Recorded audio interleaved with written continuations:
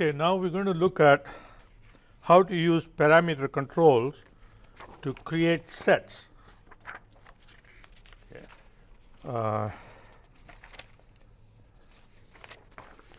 So computed sets. Okay. So let's start with a visualization. So let's say we want a scatter plot, right, of shipping cost and say profit. Okay, and we'll bring in product category and then product container to shape and customer name to detail. Okay, and we want to swap. I put it in the wrong shelf, so I'm going to swap the column and row using that. Okay. All right. So, well, actually, let's okay. Let's get rid of these two. So we want this. Okay. So because I want to use color for something else. Okay. So the level of detail here is customer name, and we have the shipping cost and profit. Okay. So now we're going to look at shipping. We're going to put reference lines for shipping cost. Okay, and then for profit. Okay, and then we're going to use the values that we capture from those two parameters to creating sets. So create parameter. So we'll call this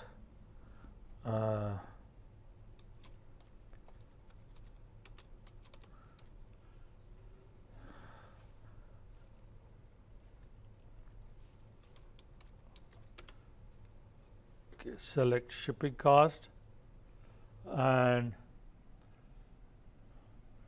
we specify select range. So we can specify a minimum value, the maximum value, and a step size. Okay, so we can populate initial values by selecting the field. Okay, and then we can decide what the minimum value you want, what the maximum value you want. So suppose if we want a minimum value of 20 and a maximum of say 150, right? And I'd say we want a step size of I don't know, $25. Well, in that case, let's make this 25. Okay. So we have show the parameter for shipping cost, right? And then let's put a reference line, right, to the table for shipping cost.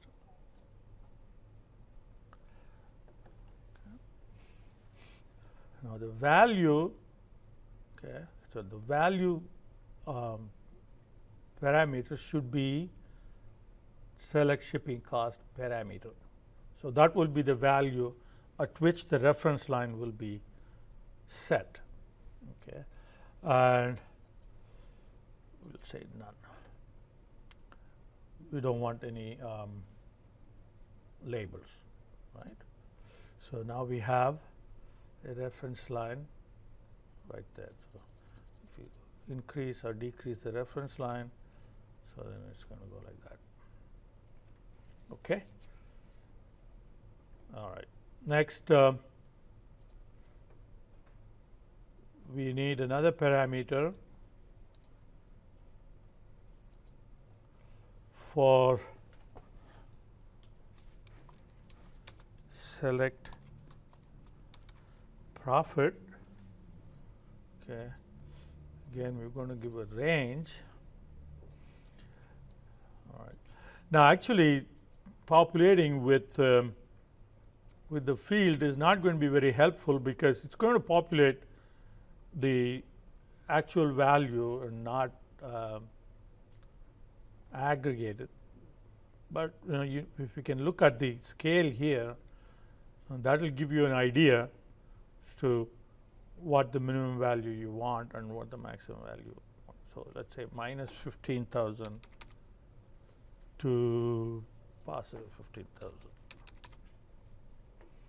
Let us say we want a step size of say 1,000.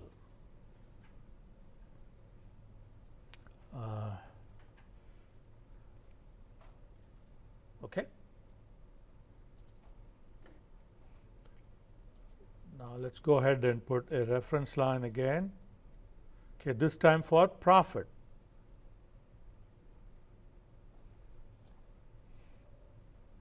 Okay, so the value should be select profit and say done.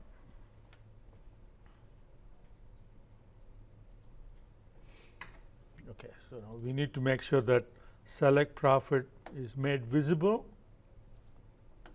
Okay, so there it is. So right now it's 0.